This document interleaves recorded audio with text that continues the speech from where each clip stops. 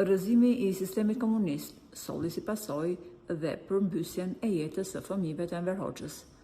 Ato u gjetën të papërgatitur kur panë të rrësohen menjëherë nga maja e piramidës dhe e pushtetit që jetonin. Por ajo që bëri më shumë përshtypje ishte se dy vëllezërit, pasi babai i tyre ndoroi jetë, u përçanë dhe mbajtën distancë nga njëri tjetri. Ilir Hoxha, djali i madh i Enverit, në vitin 1995 u dënua me 1 vit burg sepse vazhdonte të mbronte regjimin e babait të tij, ndërsa Sokolli dhe gruaja e tij në mënyrë të vazhdueshme folën për prapaskenat e Nexhmijes dhe akuzuan atë se hoqi qafe Enverin.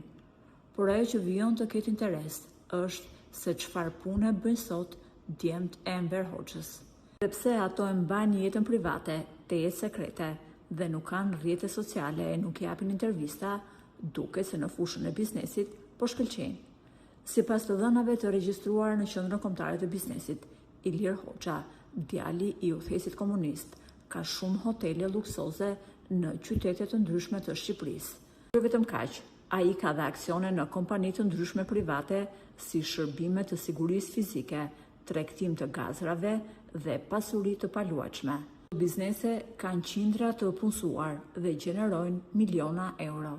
Ilir Hoxha, djali i udhëheqësit komunist Enver Hoxha, nuk ka pranuar asnjëherë të bërë reklama në media për bizneset e tij, edhe pse pak veta e dinë se hotelet më luksoze në vendin tonë i përkasin Ilir Hoxhës.